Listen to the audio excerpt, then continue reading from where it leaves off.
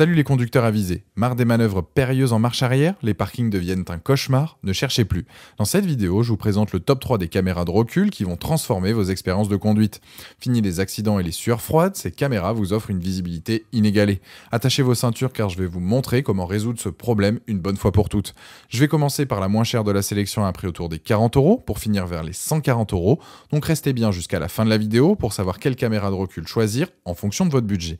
Si un des produits vous intéresse, vous avez les liens dans la description juste en dessous de la vidéo pour en apprendre plus ou commander directement. Première caméra de recul, celle de chez Janseat. Ce système d'aide à la marche arrière va vous simplifier la vie. Avec cette caméra, dès que vous enclenchez la marche arrière sur votre véhicule, la caméra montre immédiatement ce qui se passe. L'affichage se fait sur un écran LCD de 4,3 pouces et vous avez exactement ce qui se passe en temps réel. La caméra dispose d'une puce pour éviter donc des distorsions de l'image pendant vos manœuvres.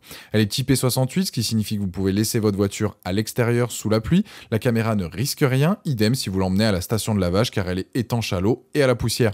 Pour la fixation de l'écran, ça se fait soit avec une ventouse sur le tableau de bord ou bien le pare-brise, ou l'écran que vous collez directement avec un gel, c'est à vous de voir.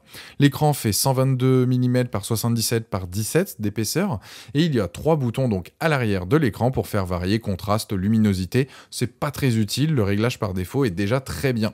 La caméra de recul peut passer en mode vision nocturne et elle a un angle de vision de 120 degrés, ce qui permet d'avoir une bonne visibilité sur votre manœuvre sans devoir se tordre le cou comme vous le faisiez avant. Elle n'a pas d'éclairage intégré mais elle est très sensible, donc le feu de recul est largement suffisant la nuit. Pour la caméra, vous pouvez l'enlever de son support de fixation et la loger au mieux en fonction de votre véhicule ou bien utiliser son support fourni. La connexion est filaire, vous utilisez l'alimentation de l'allume-cigare et cela va alimenter l'écran et la caméra, sachant que le câble est assez long et cela ne posera pas de problème pour l'installer. Les plus, qu'un seul câble donc pour l'alimentation, facile à installer, étanche et résiste à la poussière. Les moins, c'est que l'écran d'affichage est un peu petit pour certaines personnes. Pour son prix, elle est très intéressante, certes pas parfaite mais fait largement le job. L'écran n'a pas des couleurs de folie, mais c'est largement suffisant pour faire vos manœuvres.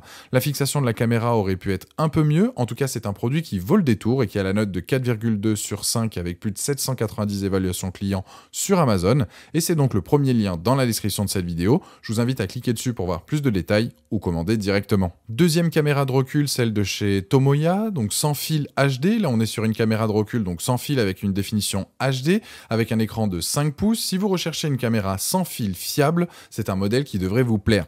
Il y a donc un émetteur situé donc sur la caméra et le récepteur au niveau de l'écran. Dès que vous enclenchez la marche arrière sur votre voiture, utilitaire, camping-car, caravane, la caméra donc s'allume et va vous aider donc pour réaliser votre manœuvre. Reculer, se garer ne sera plus une corvée, peu importe où vous êtes. Il est possible d'activer ou d'enlever donc les lignes de stationnement pour vous aider encore plus. Il y a 2 entrées vidéo, vous pouvez séparer l'affichage, c'est-à-dire qu'il est possible d'avoir 2 caméras, une à l'arrière et une à l'avant par exemple. Niveau image, elle est correcte, il n'y a pas de distorsion, la puce capteur est efficace et les détails sont là. La caméra est résistante comme la première présentée à la pluie et à la poussière. La caméra a un bon angle de vision et dispose de 6 lumières LED pour la vision de nuit. L'installation est extrêmement simple, vous devez simplement la connecter au feu de recul de votre véhicule afin que l'activation de la caméra soit automatique ou par branchement classique, c'est-à-dire sur l'allume-cigare. Les plus de ce modèle, donc fiable et robuste, sans fil, l'écran d'affichage donc de 5 pouces, le fait qu'elle soit étanche, l'installation simple, bon rapport qualité-prix. Les moins, il n'y a rien à signaler.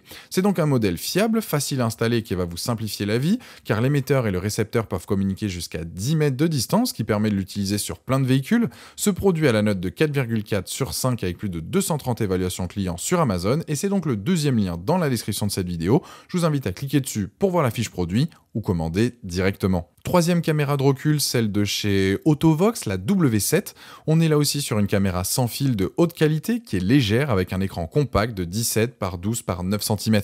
Le signal donc de la caméra et de l'écran peut se faire à une distance là aussi de 10 mètres max et le tout sans aucune perturbation d'image. De quoi l'installer sur plein de véhicules. L'écran fait 5 pouces, c'est un TFT donc LCD, ce qui fait que les images sont claires peu importe le temps que vous avez.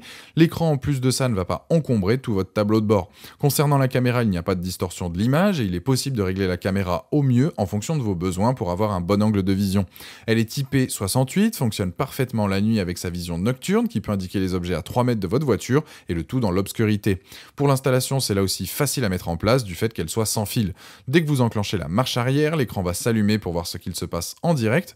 Juste petit bémol, je trouve, c'est son angle de vue de 110 degrés. Un peu plus aurait été mieux, mais ça reste tout de même très correct. L'écran, lui, peut se fixer donc sur le tableau de bord ou le pare-brise, c'est à vous de voir là aussi en fonction fonction de vos préférences. Les plus, donc bonne qualité d'image, l'installation qui est simple, le fait qu'elle soit IP68, il y a 6 lignes de stationnement donc réglables. Les moins, c'est son angle de vue un peu petit, juste 110 degrés. Pour résumer, la première est donc filaire, un peu complexe à installer, mais ce sera un confort lors de vos manœuvres. La deuxième, je la trouve vraiment très bien car il y a même la possibilité de rajouter une seconde caméra. Et la dernière présentée qui a tout de même une meilleure qualité d'image avec un meilleur signal. Ma préférence reste tout de même sur la deuxième. En tout cas, la dernière présentée, la Autovox W7, a une note de 4,2 sur 5 avec plus de 2700 évaluations clients. Et c'est donc le dernier lien dans la description de cette vidéo. Je vous invite à cliquer dessus pour en apprendre plus ou commander directement. Voilà, la vidéo est terminée. J'espère qu'elle vous a été utile. Dites-moi en commentaire quelle caméra de recul vous avez choisi. Pensez à aimer et partager la vidéo, à vous abonner pour ne rien rater. Allez voir éventuellement ma dernière vidéo et je vous dis à très vite. Ciao.